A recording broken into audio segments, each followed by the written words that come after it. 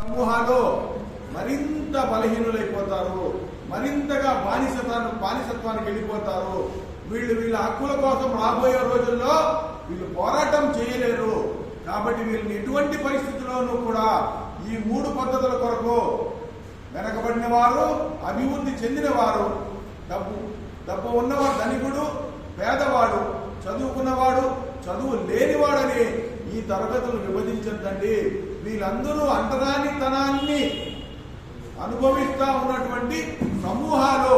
ఈ సమూహాలను విడగొట్టద్దండి అని భారత రాజ్యాంగంలో 341 ఆర్టికల్లో ఆయన మొదట పెట్టింది షెడ్యూల్డ్ క్యాస్ట్ అని కాదు, షెడ్యూల్డ్ క్లాసెస్ అన్నాడు ఆయన. ఏమన్నాడు? షెడ్యూల్డ్ తరగతులు అన్నాడు ఆయన. దీన్ని గాంధీ యొక్క అనుచరులు, ఆనాటి నెహ్రూ ప్రధానమంత్రి కుతంత్రంతో వీరు సమూహాలంటే మెజారిటీగా కనపడతారు కాబట్టి హిందువులము మైనారిటీ అవుతామని ఆ రోజు పార్లమెంటులో చర్చ పెట్టకుండా ప్రత్యేకమైనటువంటి ఆర్డినెన్స్ ద్వారా షెడ్యూల్డ్ క్లాసెస్ తీసేసి షెడ్యూల్డ్ కులాలని ఆర్డినెన్స్ జారీ చేశారు 1950లో. అంటే రిజర్వేషన్ల మీద కుట్ర 1950లోనే నెహ్రూ ఉండేటప్పుడే మొదలైంది. క్లాసెస్ అంటే తరగతులు. ఒక గుంపుని కులాల కింద తెచ్చినారు, షెడ్యూల్డ్ కులాలు అన్నారు. అంటే కులం అంటే ఈ ప్రాబ్లం ఇప్పుడు వస్తుంది కదా, ఆ ప్రాబ్లం. చిన్న చిన్న కులాలు అవుతారు, మెజారిటీ హిందూ కులాలతో వీళ్ళు మైనారిటీలు అవుతారని ఆ రోజు జరిగినటువంటి కుట్రే 1950 నుండి ఈ రోజు వరకు 78 ఏళ్ల రిజర్వేషన్ల మీద అనేకమైనటువంటి పోరాటాలు, అనేకమైనటువంటి తీర్పులు, అనేకమైనటువంటి ఆలోచనతో ఈ దేశంలో ఉద్యమాలు నడిచినాయి. అయితే మనము అంబేద్కర్ గారు ఏదైతే చెప్పినాడో సామాజిక భద్రత లేని ఈ కులాలు ఏ యొక్క కారణం చేతనైనా సరే విడగొట్టబడకూడదు.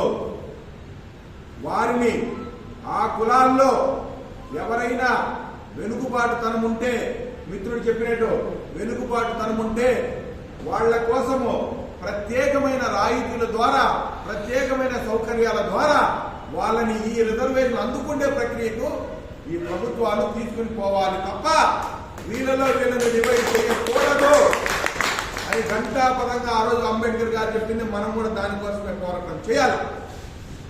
ఓకే, 78 ఏళ్ల ఈ దేశ ప్రస్థానంలో మనం ఒకసారి పరిశీలిస్తే 1960 దశకం వరకు పెద్ద ఆయన రామాయణ సార్ ఉన్నారు. ఆయనైతే దీనికి సాక్షిభూతం.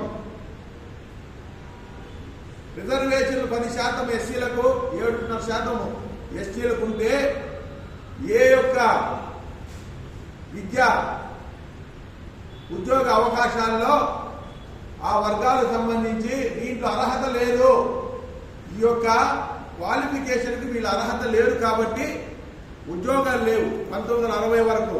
ఎందుకంటే దాన్ని మనం అందుకునే పరిస్థితుల్లో లేమని మనకు ఉద్యోగాలు, విద్యా అవకాశం తిరస్కరించబడింది. అటు తర్వాత 60, 70, 80 వరకు మన వాళ్ళు రిజర్వేషన్ ద్వారా చదువుకొని ఆ చదువుకున్న దాంట్లో వచ్చిన అవకాశంతో ఉద్యోగాలు పొందినారు. ఏ జనరేషన్? 1960 నుండి 1980 వరకు. అంటే సుమారు 20 సంవత్సరాల్లో ఉన్నటువంటి ఆ జనరేషన్. అంటే మన రామాంజన్ సారు, మా నాన్నగారు వీళ్ళ జనరేషన్లోనే ఆ 15% రిజర్వేషన్తో ఉద్యోగాలకు వచ్చినారు. అంటే ఒక తరం వచ్చింది. అటు తర్వాత ఏం చేశారు?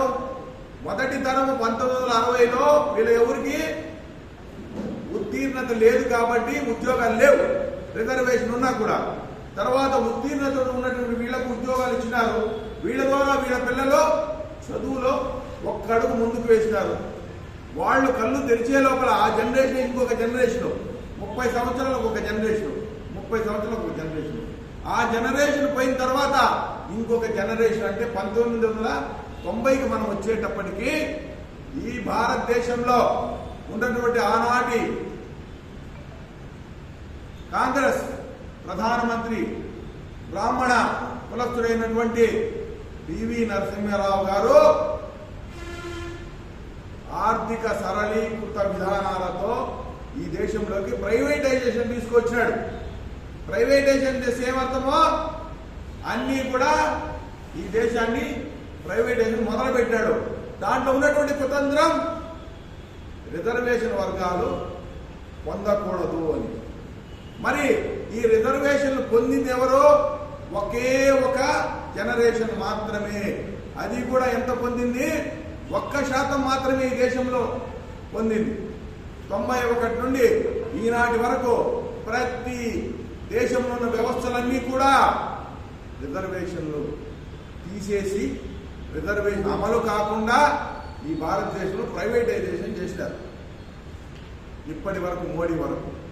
మరి మనం రిజర్వేషన్లు ఎక్కడ లబ్ధి పొందినామో అని మనమే ఎవరైతే ఈ యొక్క వర్గీకరణకు సంబంధించి వర్గీకరణ కావాలని పోరాటం చేస్తున్నటువంటి నాయకులే దీనికి సమాధానం చెప్పాలి. మరి రిజర్వేషన్లు విద్య ఉద్యోగాల్లోనే రిజర్వేషన్లు మనకు.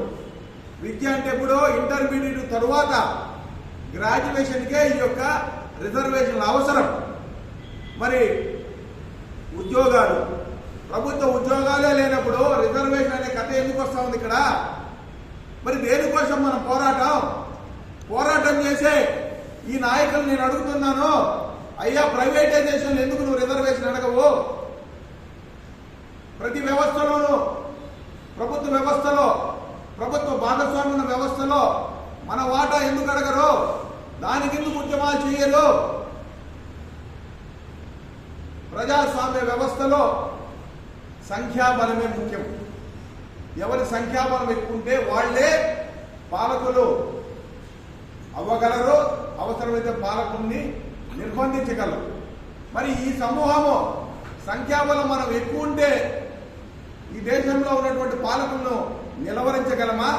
సంఖ్యాబలం తక్కువైపోయి అనేకమైన కులాలుగా విడిపోయి మనం వాళ్ళని నిర్బంధించగలమా?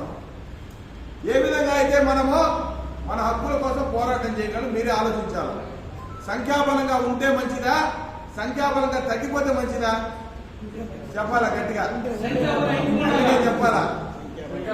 మరి సంఖ్యాబలంగా ఎక్కువ ఉండాలంటే వర్గీకరణ అవసరమా? వర్గీకరణ అవసరం లేదా?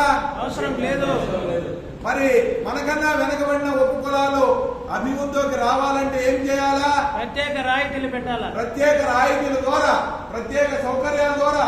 ఈరోజు పరశునా చెప్పినట్టు వాళ్ళ ఎస్టీ కులంలో మైదాన ప్రాంతంలో ఉన్నటువంటి నక్కల జాతికి సంబంధించిన వాళ్ళు ఈరోజు కనీసం కూడా మానవ హక్కులు పొందలేని పరిస్థితుల్లో ఉన్నారు.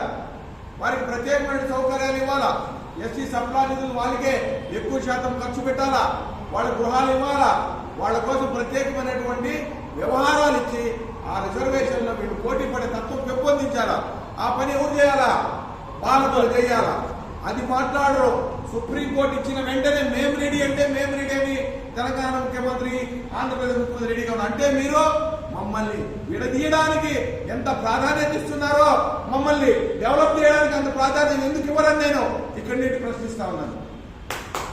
75,000 కోట్ల రూపాయల డబ్బులను ఈ రోజు జగన్మోహన్ రెడ్డి అయితేనేమి, రాజశేఖర రెడ్డి అయితేనేమి, అంతకు మునుపున్న ప్రతి ఒక్క ముఖ్యమంత్రి ఎస్సీ సప్లా నిధులను హైదరాబాదు రింగు రోడ్డుకి 5,000 కోట్ల రూపాయలు సుమారు ఆనాటి ముఖ్యమంత్రి రాజశేఖర రెడ్డి ఎస్సీ సప్లా నిధులు ఖర్చు పెట్టి హైదరాబాద్ రింగ్ రోడ్డు వేయడం జరిగింది.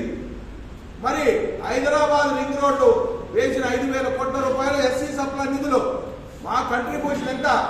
మా ప్రజలకు ఎన్ని ఉద్యోగాలు ఇచ్చినారు? నేషనల్ హైవేస్ లో హైదరాబాద్ మున్సిపల్ కార్పొరేషన్ ఎన్ని ఉద్యోగాలు ఇచ్చినారు? మా డబ్బులే కదా ఇవన్నీ కూడా. అట్లా ప్రతి ఒక్కరు కూడా ఇక్కడ మనవాద పాలకులు, అది రెడ్డి అయినా, రాజశేఖర రెడ్డి అయినా, చంద్రబాబు నాయుడు, ఇంకొకరైనా, ఎవరైనా సరే ఈ దళితుల మీద సీత కన్ను తప్ప ఎవరికి కూడా మన అభివృద్ధి మీద, మన జీవితాల వెలుగుల మీద ఎవరికి కూడా అక్కర్లేని పరిస్థితులు. మనమే వారి మాయ మాటలకు ప్రలోభాలకు లొంగి మా నాయకుడు జగన్మోహన్ రెడ్డి 152 సీట్లతో గెలిపించినారు. ఏం చేసినారు? దళితులకు ఉన్నటువంటి 27 పథకాలు రద్దు చేశాడు. వేలాది మంది మన కార్యకర్తలు డాక్టర్ సుధాకర్ నుండి ఆయన దిగిపోయేంత వరకు, సుబ్రహ్మణ్యం